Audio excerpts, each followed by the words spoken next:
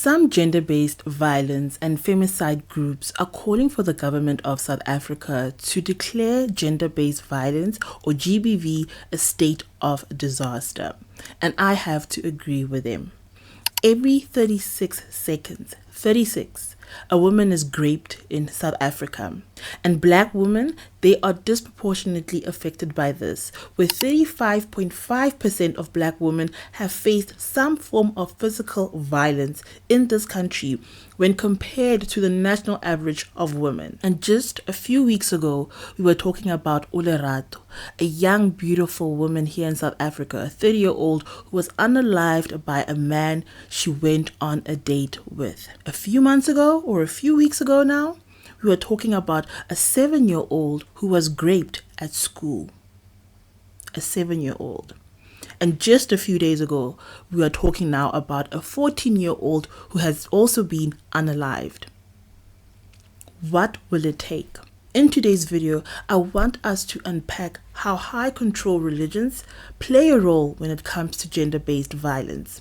Let's talk about it. Hello beautiful people, and welcome to my channel. My name is Monica for those who are new, and if you are a returning subby, welcome back. I welcome you all to the other side, a safe space we have created here on the internet for individuals who have left or navigated a high control religion. Here we share insights, we share knowledge, we share stories that can help you to navigate this very challenging but rewarding journey of leaving a high control religion. And if you are someone at any point you were thinking to yourself, I just left this religion, did I even make the right decision? Like, should I have left? Today I'm going to convince you that you did make the right decision, in fact, because high control religions play such a key role when it comes to gender-based violence. And in today's video, I want us to unpack this. In the comment section, can you maybe let me know about gender-based violence in your country? Is it an issue like it is here in South Africa? Because in South Africa, this is a major problem. All of us as women, we have faced some form of gender-based violence at the hands of South African men. Yeah, it needs to be said like it is. And I do feel that religion plays such a key role in this. And when we have these discussions about gender-based violence, we shouldn't just have surface level conversations about it, but we should also talk about the roots of where it actually comes from. And I do believe that religion is a major key when it comes to gender-based violence. Let's unpack it. Firstly, I think we have to talk about obedience and submission. Guys, I'm reading my notes if you see me looking this way. But yes, let's talk about obedience and submission, which is something that comes from the religion. We all know this, that when it comes to religion, women need to be submissive, women need to be obedient to their husbands. And this is basically patriarchy. And we know that patriarchy came through colonial era times.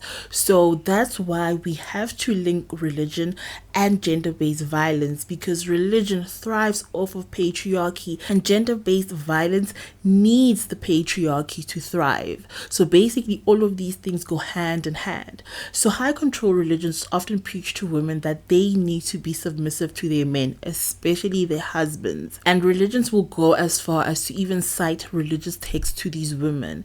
And this is where control and abuse can sometimes be seen as spiritual leadership, when in actual fact, this man is not leading. He is actually controlling you. He's actually being abusive. And it's difficult to see when the spiritual manipulation at play. When it comes to high control religions, women are also discouraged from questioning the abuse, questioning what is actually happening to them, or even resisting it. You cannot resist abuse because, for example, the Jehovah's Witnesses tell women that they need to win over their abusive husbands. Yeah, they will even cite Bible verses for them, as mentioned, 1 Peter 3 verse 1-2, where women have to have chaste conduct. I don't even know what that means.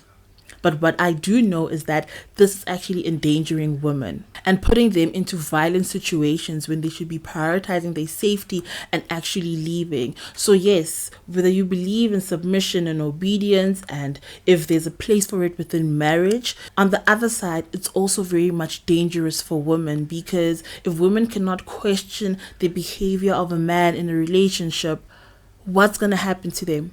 What's going to happen to them when something bad actually happens? Secondly, we have male-only leadership, and this causes a lack of accountability for men because high control religions reserve leadership positions for men. I remember when I did a video about how the government of Japan handled CSA cases within the Jehovah's Witness community. Not even CSA cases, but they did a whole report on it.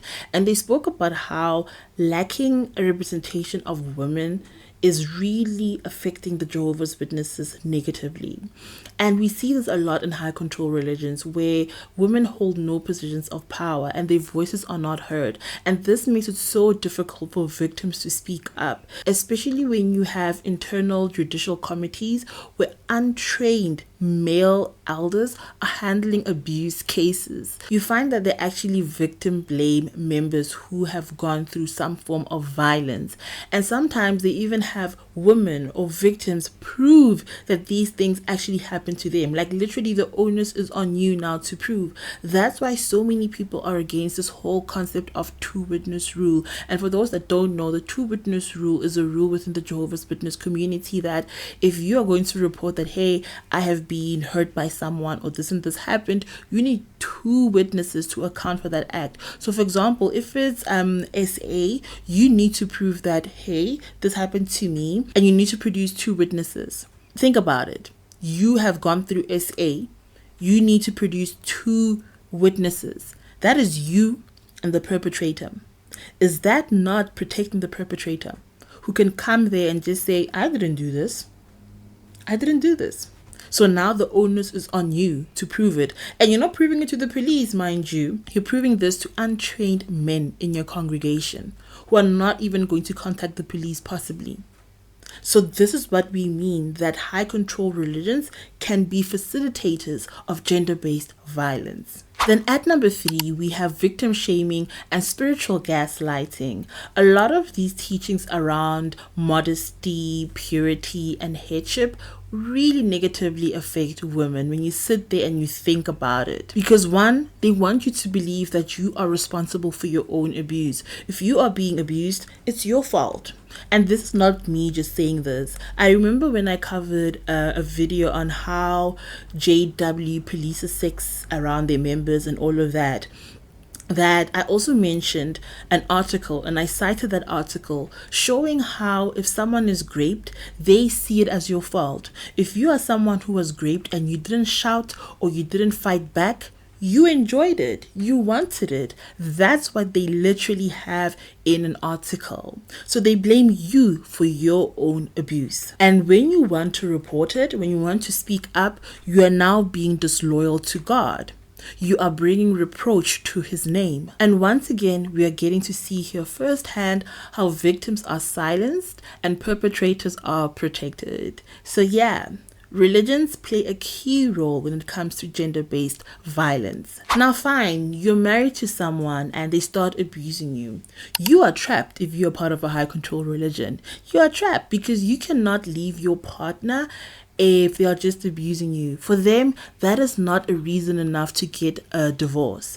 You only get a divorce if there's infidelity. Hear me when I say that.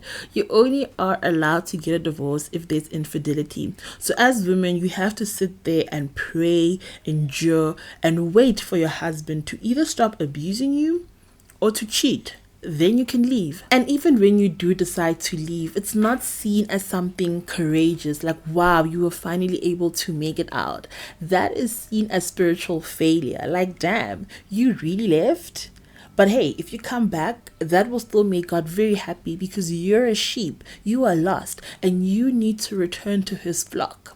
So when women go back to abusive relationships, they are met actually with a lot of support, a lot of encouragement, which can be very much confusing to people who are still navigating that space of leaving an abusive relationship. Remember, it can take a woman up to 7 times to leave an abusive relationship. So if you have someone in your life who's in an abusive relationship, they are probably doing a lot of back and forths, leaving that person, coming back, leaving and coming back. And it's not intentional. It's a lot of things that are at play when someone is in an abusive relationship. It's not just the physical abuse, but it's the mental abuse, the emotional abuse, sometimes the financial abuse. So it's someone actually fighting for their survival. So it's very challenging for a person to just leave and never come back. And imagine now you're in this situation where when you do come back to an abusive relationship, people are actually celebrating, people are actually happy and proud of you. It can be very confusing. And then we have to talk about the suppression of sexual autonomy. When people only have sex within marriage, and I know this is like a personal decision for individuals, but here we're talking about real life situations. If your experience of having sex is only within marriage, which is probably one individual, sometimes abuse can take place very easily because your point of reference is just this one person. You don't know how to differentiate when you are doing things the right way, like someone is actually not violating your body, someone is not actually here stepping over boundaries of consent. It's very difficult to know these things when your point of reference is only one person who you know through marriage. And fine, maybe you want to explore your own body on your own. While wrong, within this religious context, exploring or understanding one's own sexuality is also seen as sinful. So how do women have to actually navigate this? Like, guys, let's have a real and open conversation about this.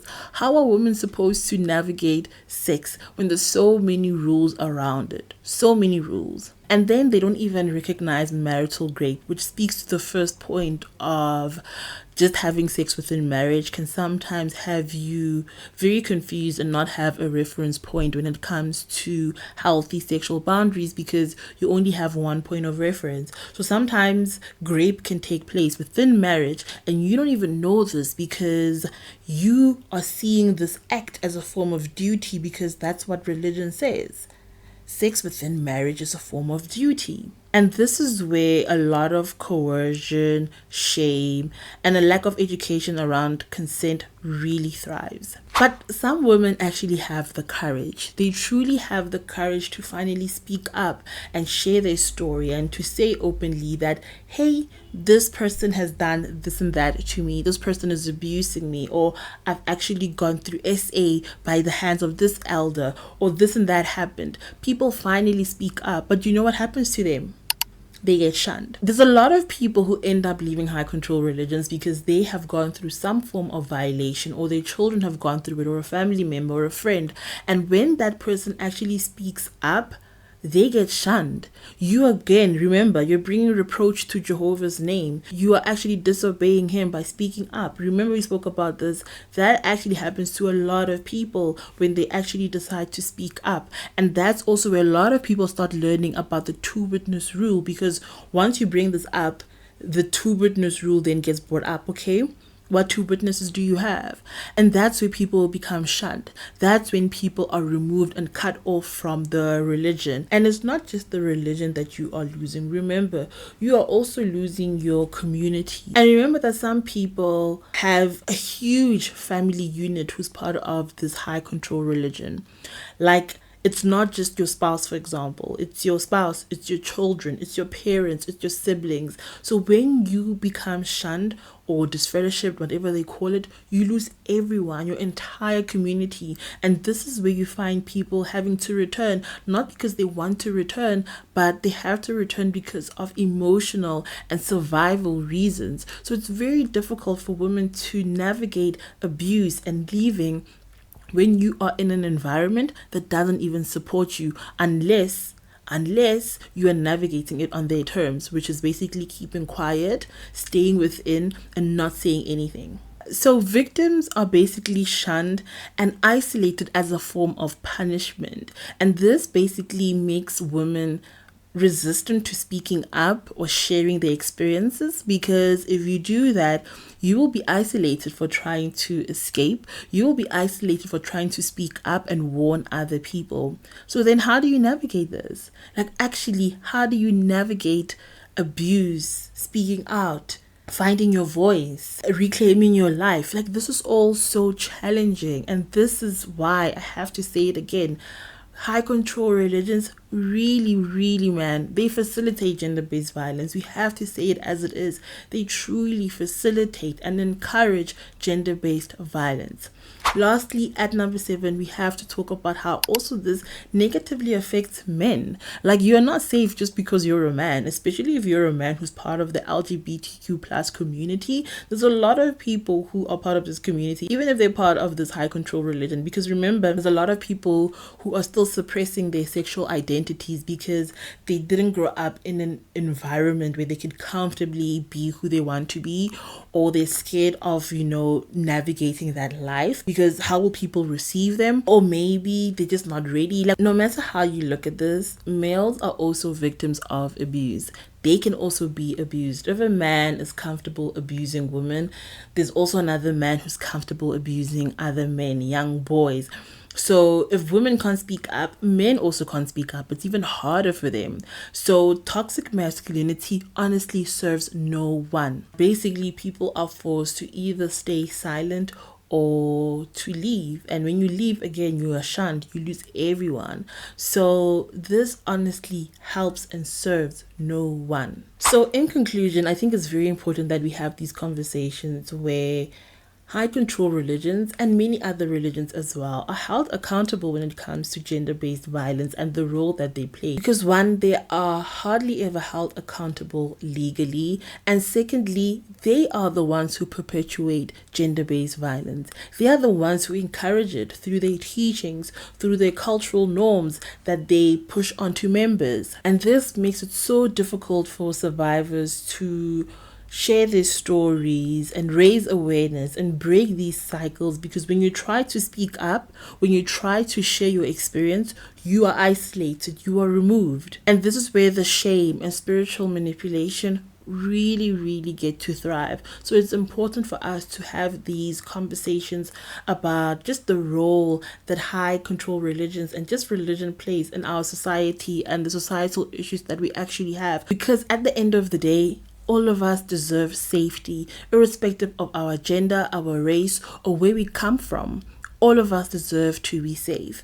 And our safety should never, ever be tied to how an individual conforms to a religion. That should never be the case. I want to thank you all so much for watching, and I will see you all on the other side. Bye.